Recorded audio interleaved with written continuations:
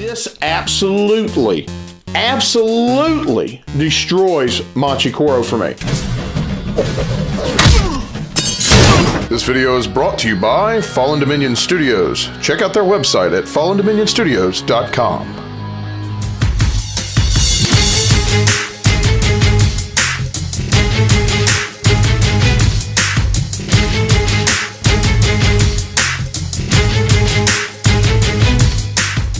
Hey there folks, welcome back to the Dice Odyssey. I'm Kaz, and today I'm going to be bringing to you a review of a game that I've been very much looking forward to. I've been hearing a lot about, and I had to give it a try myself.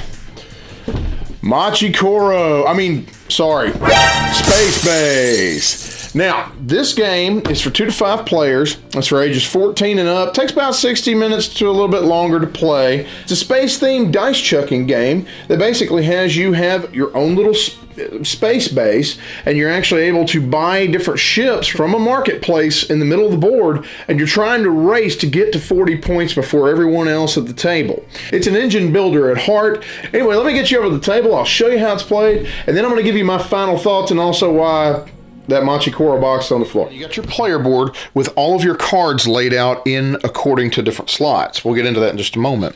Right here, this tells you what slot to put them in because it's going to correspond with these numbers on the player board. 1, 2, 3, all the way down to 12. So this is a 1 and this is a 2, so they would go in the 1 and 2 slots respectively. Whenever you see a blue outline, this is showing that this is only something that can be done on your turn, whether by dice rolls or otherwise, and we'll get into that. You're going to set these 3 different cubes out here on the player board, and this is just represents different allotments of things that you have. For example, the yellow one means money, okay? The green one means income, and the rocket ship right here, the blue one, means points, okay? What you're going to start with is 5 coins, and everything else is going to start on 0. Now, on your turn, you're going to roll these dice, and then you're going to allocate them. Basically, you're going to either use the combined amount, which right now is 9, or you can say, I'm going to use the 3 and I'm going to use the 6 separately and activate those slots. What I mean is, if I go 9, I can activate this ship here, and as you see, this actually gives me extra income. What that means is that I'm going to be able to earn extra income over round after round after round every time I score this. Now take a look.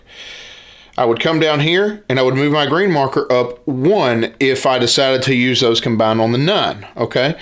And what that's and the reason that's important is because when you actually buy a ship, it doesn't matter what the cost is, it's going to spend every dime you have, but the cool thing is at the end of your turn, you just bring it back up to wherever your income level is. So instead of 0, I currently now have a 1 income level. So had I decided to go ahead and just use the 6 and the 3 separately, I could have gone ahead and activated getting 1 coin here and 1 coin here in the blue. You see how that works? So now I would have gained 2 coins and I would have added that to my money, all right? Now the next step in your turn is going to the marketplace and deciding whether or not you want to buy a card. Now I can choose from the 1, 2, or 3 when it comes to the marketplace, those rows, okay? And if you look, the anatomy of the card is the cost is going to be represented on the top left, and on the right it's going to show you what dice slot it will go into. And here it's going to show that, hey, this will get me 2 coins and an income every time I hit it. So this gives me a 2-for-1 reward if I get this one. Now, just to give you some more examples, this one would allow me to get 2 points every time I hit it, because it's the rocket ship, right? This one would allow, in the green here, would allow me to exchange this card with any other card on your board. This is a good time to go ahead and get into activation charges and different types of cards that you can get. Here, this card says, hey, I can swap my 6 and 7 sector cards. So literally, you can swap the areas they're supposed to go in if you fire this card. If you notice here, this shows these 3 blocks, okay? This part right here just shows for the higher player count. So if you're playing with 5, you'd have to fill all 3 of these blocks. But if you're playing with less than that, you have to fill these 2. What this is, you see the little chain in between each link? This shows you have to have 2 activation cubes to actually use this ability right here, okay? Now, when you do this, on your turn, if you roll and you're able to allocate the 1 here, you're able to add an activation cube, okay? And that's gonna sit there and it's gonna, just stay there until you decide to fire it on your turn. When it's blue, you can only fire these on your turn, but here it shows with the chain there, you have to have 2 to fire this ability, okay? So after you've already got this filled up, you can just let it sit there, and you don't have to roll a die to actually activate these activation cubes, okay? But again, the blue means you have to do it on your turn. The same would go with this, the blue activation cube area. You put an activation cube on there, but now you have a green. This says you can you can fire this on anyone's turn. Like this right here shows, hey, if somebody else rolls dice, I'm going to go ahead and allocate both dice to activate this. I'll spin this charge cube, okay, and it lets me use this power even if this die number was not rolled. And it says, hey, I can use the ship to the direct right of me or 2 down. Okay, so there's different kinds of things here.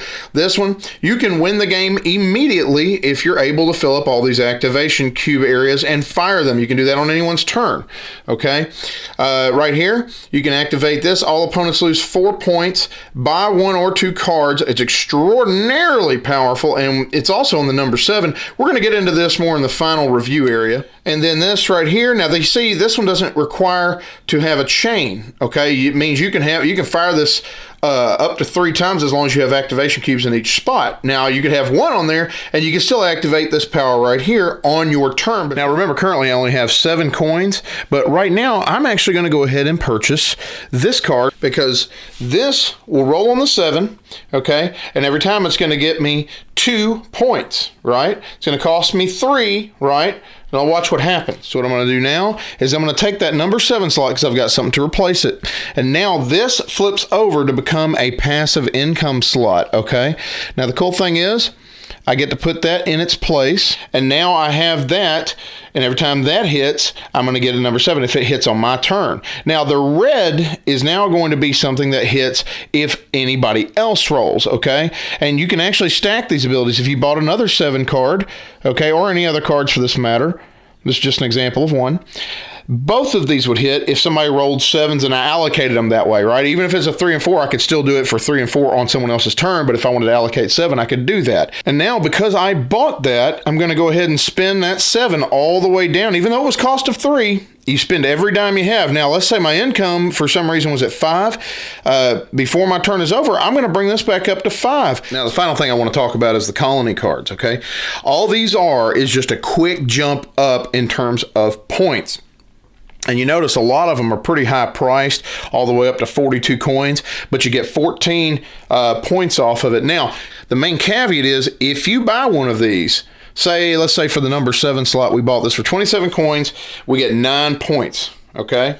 Say I bought it for the number 7 slot, I go ahead and replace that. Remember, these can stack, and now I just gained 9 points immediately. But here's the thing, no longer on my own turn can I gain any more points if I roll 7. Okay, but the cool thing is if I had things that were stacking before, they can still gain points off of deployed ships on other people's turns. So if the other people are rolling, I'm still going to gain stuff off that. And in general, that's pretty much how you play Space Base. You keep going, player after player after player, and once the first person gets to 40, you trigger the final round, and person who's actually got the most points at the end wins. Absolutely loved this game. Absolutely loved it. Now, that's not to say it didn't have some issues that went along with that, which I'll get to here shortly. But let's go ahead and start with production quality. I really liked, I like the cubes, I like the dice, except, I like custom dice, don't get me wrong. That little rocket ship that's on there, it is cool, but the problem is it was a little bit confusing at first because you see rocket ships in the game that represent being able to gain points and things like that. So every time somebody rolled it, they'd think, oh, I'm gaining a point, and then they'd remember, oh, it represents the 1. So yeah, I understand what they were going for, and I thought that was kind of cool, but at the same time, make your symbols a little bit different in the game so you're not confusing people. That's number 1. But I like the dice. They're cool and they're translucent and they're nice. I did like the cards. At first I wasn't sure how I was going to like the very thin cards that you actually get out there. But I ended up liking them. They work to be able to fit on your tableau, and I really like the idea of that, okay? Now, I also liked the actual ships that came in there. All the different types. Now, granted, there were there were some in there that basically were color offshoots of other ones. Okay, all you did was you're changing the color on some, and they were the exact same thing. But at the same time, once you get throughout the game and you go through the level 1, 2, and 3 cards, more different kinds of types come out, and you get to see a wide swath of variety. Now, how's the theme? The theme is space-based, and it is thin as a piece of paper. Okay, you could have put anything on this game, but I will say that the artwork and the overall feel of the game, I guess, it helped to sell me on the theme, even though it was paper razor thin. Okay, I really like the mechanics, and this absolutely destroys Machi Koro for me. Funny enough, Machi Koro destroyed Machi Koro for me sometime back anyway. You can go check out my review of it to find out why. I feel that game has a lot of issues with it. And yes, there will be some comparisons in this game, or in this review, with this game and that, because it does scratch the same kind of itch for me. I loved playing Machi Koro at first until I started seeing some of the problems with it. This game takes care of a lot of the problems I had.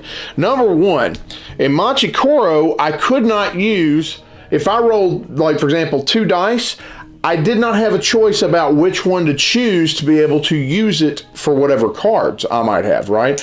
And here's the other thing. At the beginning of the game, or even as you go through the game, you don't have necessarily all the dice numbers represented.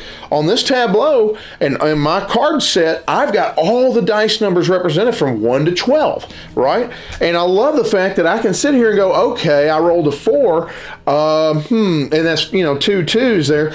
I can go ahead and choose the number 4 slot on there, or I can choose to hit that number 2 twice. Awesome. Completely obliterates the way Machi Koro did things for me, okay? You are engaged this entire time, every person's turn, because of the die rolls, because you're watching what they're buying on the board, because you might want that card, and jerk took it from you, And so it is a completely... It's so engaging, and that's something I really enjoyed. I think it takes a couple of games to get into it to find out what kind of card combos you can make. This you win card, that was another thing I really liked about the game, was it gave me some cards in there that were single use only, or so, there was only like 1 of them, I should say, and this was like in the number 3 slot. So this is coming out of the most powerful deck, right, and the most expensive.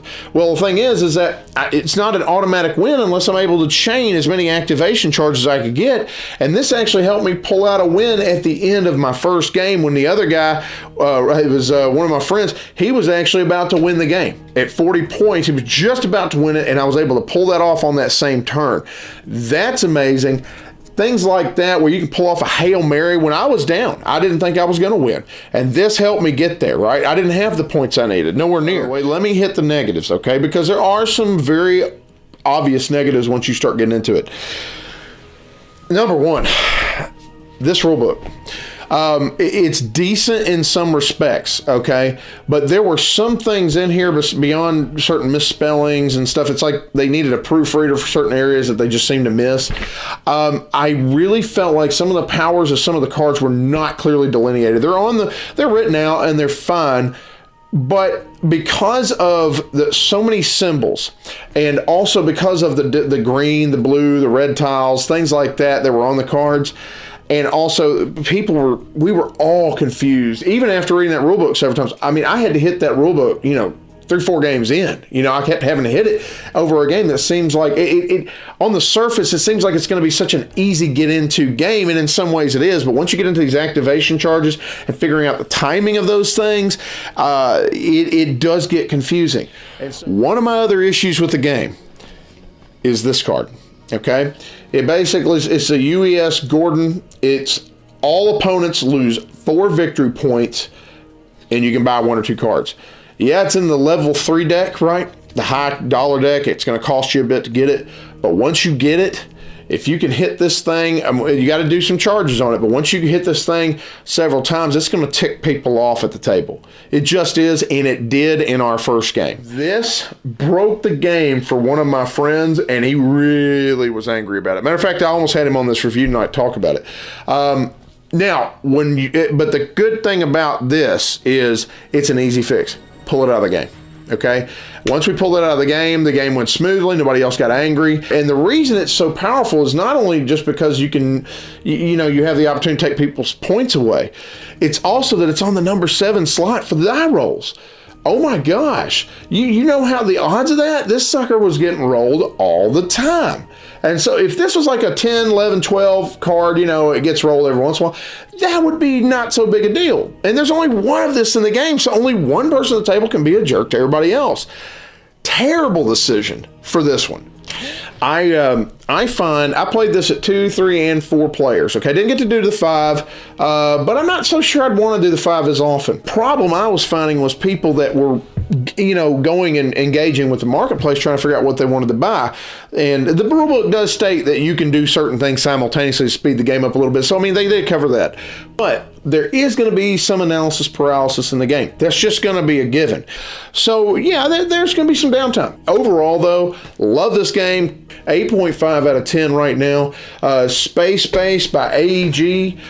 If you like games like that, if you want a good, strong dice chucker in your game, what I think is easy to get into, takes a little while to master, but it's easy to get into, and almost anybody can just start rolling with it, right? As long as you explain those activation charges and timings and things like that to them, this game is absolutely amazing. Absolutely amazing. I highly recommend it.